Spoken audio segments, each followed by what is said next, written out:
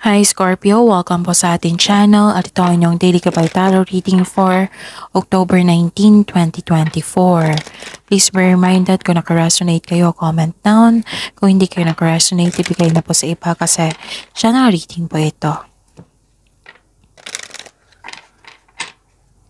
This is for you Scorpio ngayong October 19, 2024.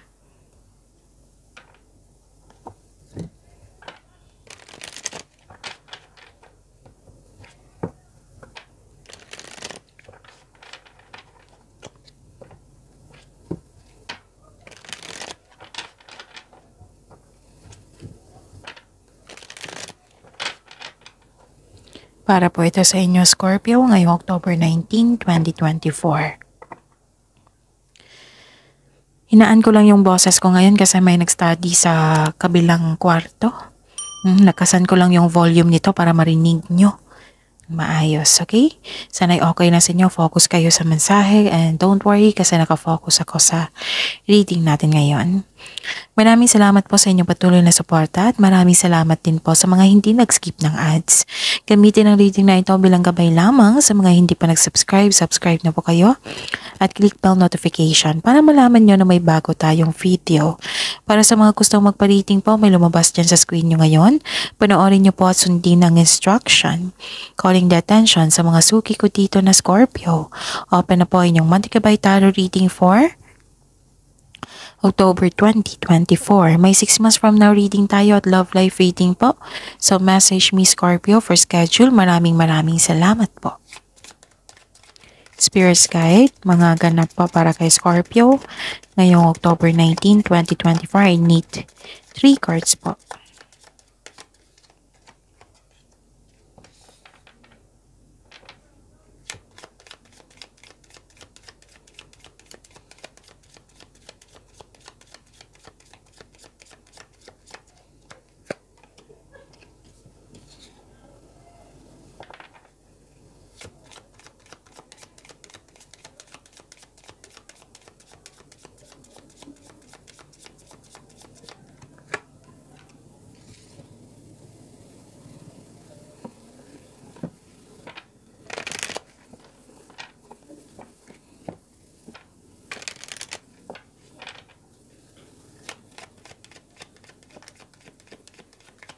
Spirits Guide.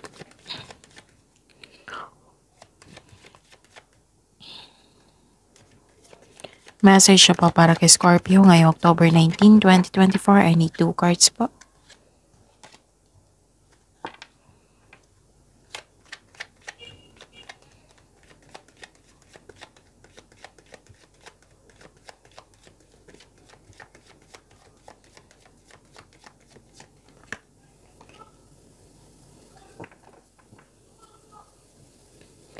Okay, Scorpio.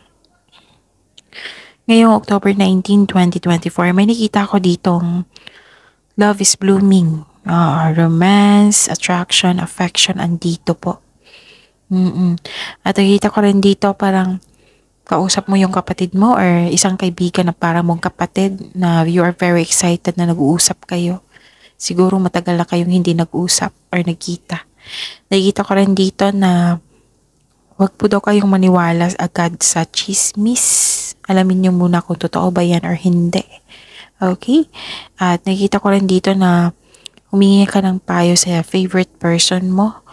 Like nagbigay ito ng wisdom message sa inyo, ng suporta din for maturity. Yes. At yun. Wow. So this is the clarification of your cards here na, 'di ba may sabi ako kanina na romance, attraction, affection, love is blooming. So a new romantic cycle begins. And a time for healing. Wow. Spirits Guide.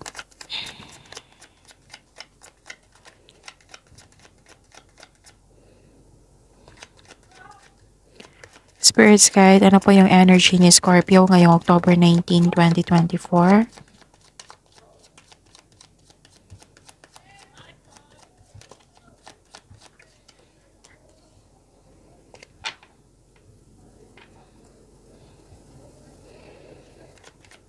The clarification of this card po.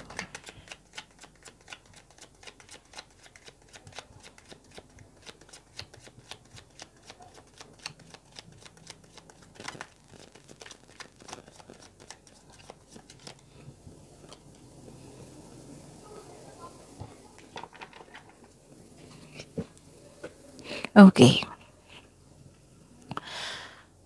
Sa mga may oras dyan, Scorpio, kung gusto nyo po ha, panoorin nyo po yung last 4 days kabay tarot reading nyo po. Like for example, napanood nyo ito ngayong October 19, 2024. Panoorin nyo po yung 18, 17, 16, 15. Kung may nakita or may narinig kayo repeating message, kailangan nyo po iyan bigyan ng atensyon.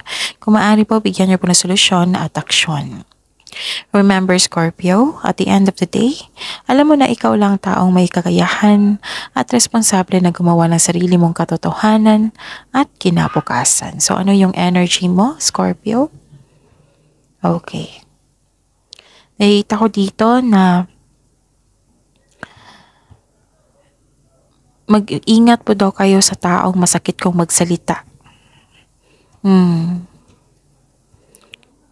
Okay. Nagkaroon ka ng hesitation dito. Oh. Hindi mo alam kung kailan susugod o atras sa isang hamon. Kailangan mo ng, kung gagawa kayo ng plano, siguraduhin nyo daw na konkretong plano ito. Huwag nyo daw i-rush. Kasi may nakita ko ditong nagsisisi sa plano. Okay? At be confident po daw kayo. Huwag nyo daw hayaan na manaig yung weakness nyo. Okay? Mag-ingat kayo sa taong in denial, insecure, paranoid, kulang sa pasensya. Kasi it might be this is a distraction for you. May dito aggressive na tao. Tapos sabaan nyo po daw yung pasensya nyo. Exercise your patience. Kasi na may nakita ko dito naging impatient kasi isang sitwasyon or bagay. Okay. Dalawang card na po nagsabi dito ha na pag-isipan ng mabuti yung ginawa mong desisyon. Okay? Pag-isipan talaga yan na mabuti kung karapat-dapat pa. Dalawang card na po ang nagsabi niyan. So this is the repeating message. So give attention. Nasa inyo na po kung bigyan niyo po siya ng solusyon or action. Okay? Okay. Marahil nagkaroon ng delay sa hinihintay mo. The universe is trying to show you something. Baka may na-miss kang opportunity. So, the wisdom message is use your time wisely. Habaan ng pasensya maghintay. Okay?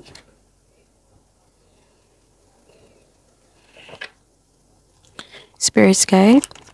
Career and Money ni Scorpio ngayong October 19, 2024.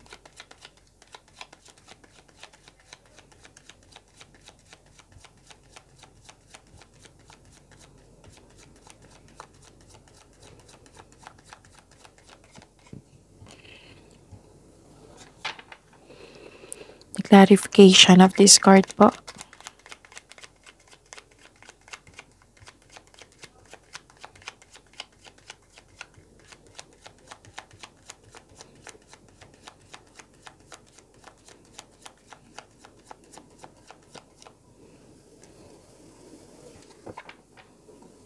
Okay.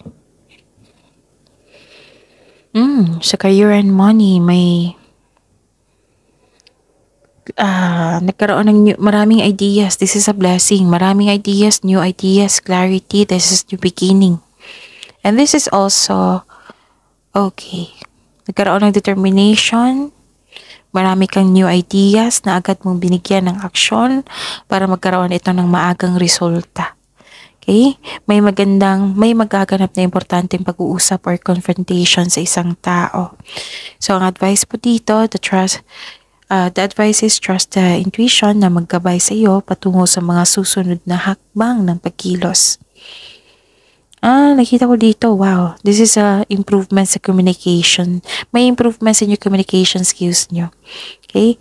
May ilang tao nakapansin dyan na magaling kang magsalita, makipag-communicate. Yes, napansin. Nagkaroon ka ng bagong insights and clarity kung paano pa i-improve ang iyong kaperahan o proyekto. Sign din ito sa mga gustong magsimula ng business o mag-level up sa trabaho. Okay?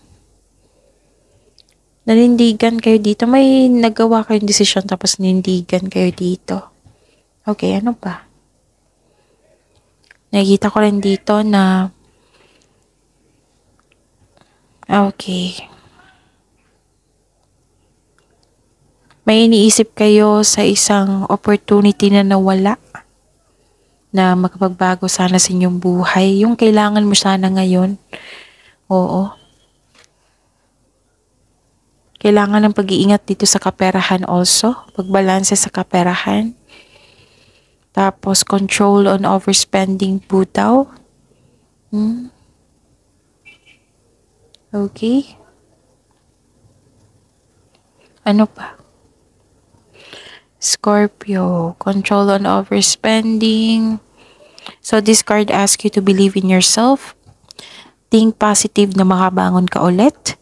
And have faith na divine can lift you out of any period of loss. Magtiwala sa kung ano ang darating.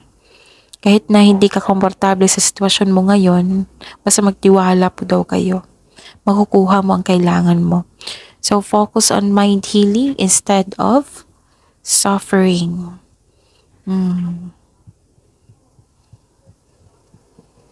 Kailangan ng pag-iingat dito talaga sa career and money nyo. Okay? Sa opportunity, kung may opportunity dyan, pag-ingatan nyo talaga na mabuti kasi may nakita talaga akong pagsisisi dito. Oo, na kasi nawala yung opportunity. So, don't hesitate too long kung pwede. Kung nangyari na ito sa nakaraan, then it's time for healing. A time for healing po. You should let go of these old emotions. Kunin mo lang yung mga learnings mo sa buhay. Scorpio. Okay? Ano pa? Parang kailangan mo ng kausap dito, Scorpio. So, go ahead. Piliin mo lang yung mga genuine na tao. Kailangan mo ng kausap dito. Nakikita ko dito. Kung nahihirapan kayong mag-trust sa ibang tao, then, gawa kayo, kung mahilig kayo sa journal, then go ahead. Ilipat mo yung mga bigat na naramdaman mo sa isang pahina. Para masuri mo rin kung ano yung punot dulo sa mga pangyayari, tapos mabigyan mo siya ng solusyon.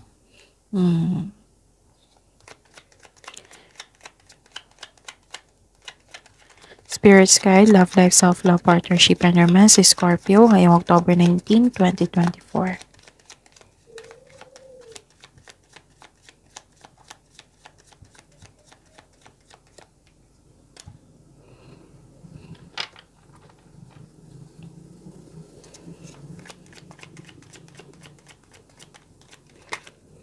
Spirit's Guide, the clarification of this card po.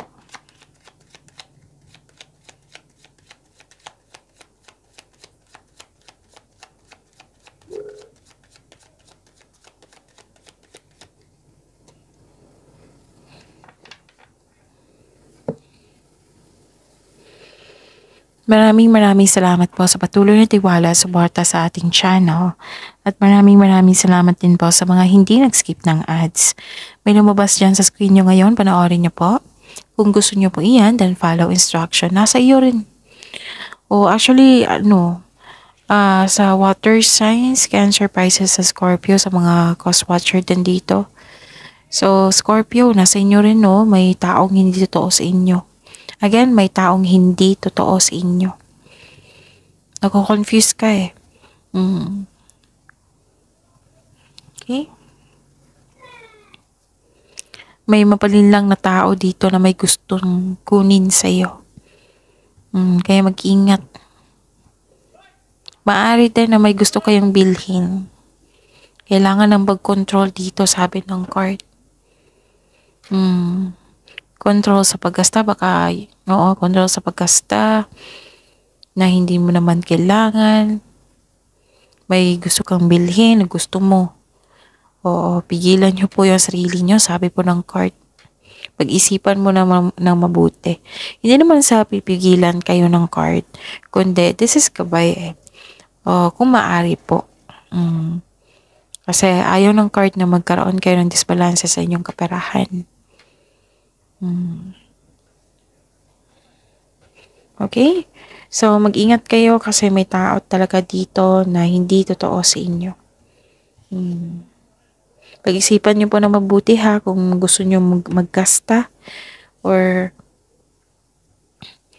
may tao dito, like for example, may mga maliligaw dito na kailangan mong pag-isipan ng mabuti. Baka kasi nalito ka na sa dami ng maliligaw mo, ganun. Nag-cause ng confusion.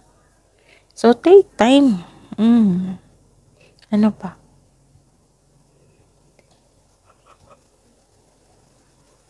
Okay. Inom muna akong tubig, salit lang po.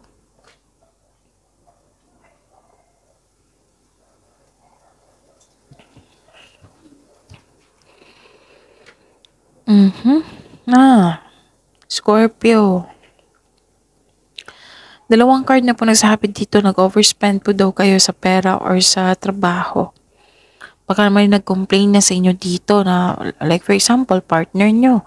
Puro ka na ng trabaho, Scorpio, wala ka ng panahon sa akin. Wala ka ng panahon sa ating pamilya. Ganon. Pwede din kayo ang may concern yan. So, yun ha, dalawa ang concern. O, paggasta, pag-overspend, or overwork. Kaya, ang advice ng card nyo dito, balansehin ang oras. Baka kasi nag-overspend kayo kasi may pera ako nakikita dito na dumating. Kaya nga, ang sabi ng card dito kanina pa na kailangan nyong balansehin yan kasi ayaw ng card na masayang yung pera nyo. Okay? So, yon.